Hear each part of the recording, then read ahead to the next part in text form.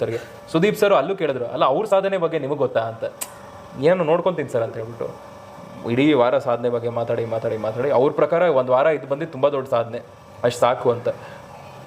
ಅದು ಅವ್ರ ಪಕ್ಕ ಇದ್ದಿದ್ದು ನನಗೆ ಒಂದು ದೊಡ್ಡ ರೋದನೆ.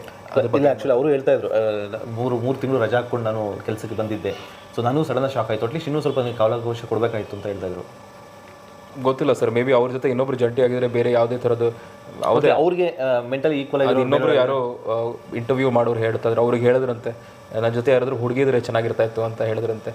ನಾನು ಅದೇ ಹೇಳಿದೆ, ಹುಡುಗಿ ನಿಮ್ಗೇನೋ ಚೆನ್ನಾಗಿರ್ತಾ ಇತ್ತು, ಆ ಹುಡುಗಿದು ಏನು ಕತೆ ಪಾಪ, ಆ ಹುಡುಗಿ ಕಷ್ಟ ಆಗಲ್ವಾ, ಆ ಹುಡುಗಿನೂ ಹಿಂಗೆ ಒಂದು ವಾರದಲ್ಲಿ ಆಚೆ ಬಂದು ಅಳ್ತಾ ಇತ್ತು ಆಮೇಲೆ ಅಂತ.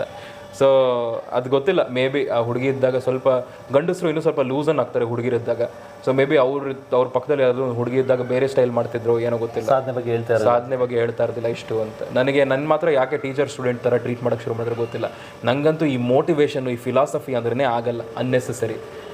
ಇಲ್ಲದೇ ಇರೋ ಫಿಲಾಸಫಿ ಯಾಕೆ ಹೊಡಿಬೇಕು, ಅದು ಆ ಕಾರ್ಯಕ್ರಮದಲ್ಲೇ ಯಾಕೆ ಹೊಡಿಬೇಕು ಅಂತ. ಆಚೆ ಎಣ್ಣೆ ಹೊಡೆದ್ಬಿಟ್ಟು ಮಾತಾಡಿ ಫಿಲಾಸಫಿ ಹೊಡೀರಿ, ಓಕೆ ತೊಗೊತೀನಿ, ಒಳಗೆ ಯಾಕೆ ಅದು ಬೇಕಿತ್ತು ಅಂತ ಅಷ್ಟೇ ಸರ್. ಸರ್ ಇವಾಗ ಹೊರಗಡೆ ಬಂದಮೇಲೆ ಬಿಗ್ ಬಾಸ್ ಮನೇಲಿ ಏನು ಮಿಸ್ ಮಾಡ್ಕೋತೀರಾ ಸರ್? ತುಂಬ ವಿಷಯಗಳು. ಐ ಥಿಂಕ್ ಒಂದು ಸುಧೀ ಸರು, ಮಂಜು ಮ್ಯಾಮು, ಸ್ಪಂದನ ಇವ್ರನ್ನೆಲ್ಲ ಮಿಸ್ ಮಾಡ್ಕೊತೀನಿ. ಅದು ಬಿಟ್ಟರೆ ಅಲ್ಲಿ ಆಚೆ ಅಲ್ಲಿ ಬೀನ್ ಬ್ಯಾಗ್ ಥರ ಇರುತ್ತೆ ಲಾನ್ ಮೇಲೆ, ಆ ಸೆಟಪ್ ಮೇಲೆ ಅಲ್ಲಿ ಕುತ್ಕೊಂಡು ನಾವು ತುಂಬ ಕಿತ್ತಾಡ್ತಾ ಇದ್ವಿ, ಕಾಲು ಎಳಿತಾ ಇದ್ವಿ. ನಾನು, ಸುಧಿ ಅಣ್ಣ, ಇವರು ಸತೀಶ್ ಅವ್ರ ಕಾಲು, ಅಥವಾ ಈ ಕರಿಬಸಪ್ಪ ಅವರು ಮೇಲೆ ಜೋಕ್ ಮಾಡೋದು, ಇದೆಲ್ಲ ತುಂಬ ಮಾಡ್ತಾ ಇದ್ವಿ.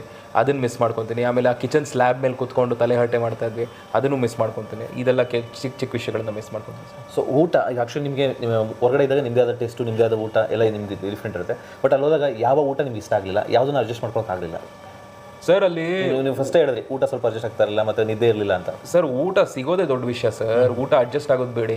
ನೀವು ಒಂದು ತಟ್ಟೆನಲ್ಲಿ ನಂಗೆ ಇಷ್ಟ ಇಲ್ಲದೆ ಇರೋ ಊಟ ತಿಂದರೂ ಗಬಗಬ ಅಂತ ತಿಂದ್ಬಿಡ್ತಿದ್ದೆ ನಾನು. ಊಟ ಏನಕ್ಕೆ ಅಡ್ಜಸ್ಟ್ ಆಗ್ತಾ ಇರಲಿಲ್ಲ ಅಂದರೆ ಊಟನೇ ಇರ್ತಾ ಇರಲಿಲ್ಲ ಅಲ್ಲಿ.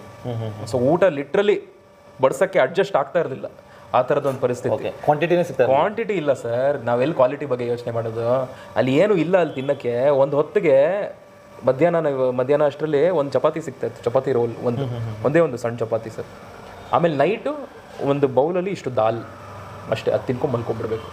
ಬೆಳಗ್ಗೆ ಅದು ಬಿಟ್ಟರೆ ಬಿಸಿನೀರು ಕುಡಿಯೋದು. ಹೆಂಗೆ ಸರ್, ಹೆಂಗಿರ್ತೀರ ನೀವು? ನಿದ್ದೆ ಎಲ್ಲ ಬೇರೆ 2 hours ನಿದ್ದೆ ಮಾಡಿರೋದು. ಎಷ್ಟು ಚೇಂಜ್ ಆಗ್ಬೋದು ನೀವು ಮೆಂಟಲಿ, ಫಿಸಿಕಲಿ, ಹೆಂಗೆಲ್ಲ ಆಗ್ಬೋದು.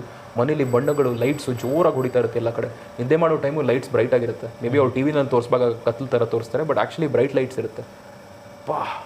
ಕ್ರೇಜಿ ಸರ್ ಅದೊಂದು ಕ್ರೇಜಿ. ಎಲ್ರಿಗೂ ಆಗಬೇಕು ಆ ಒಂದು ಎಕ್ಸ್ಪೀರಿಯನ್ಸು. ಬಟ್ ಓವರ್ ಆ್ಯಕ್ಟಿಂಗ್ ಮಾಡೋಕ್ಕಾದ್ರೆ ಹೋಗಿ ಸುಮ್ಮನೆ ಹೋಗ್ಬಿಡಿ. ಸೆನ್ಸಿಬಲ್ ಅಂತೆಲ್ಲ ಆಡಿದ್ರೆ ಅಲ್ಲಿ ಜಾಗ ಇಲ್ಲ, ಅಲ್ಲಿ ಕಳಿಸ್ಬಿಡ್ತಾರೆ ಆಚೆ.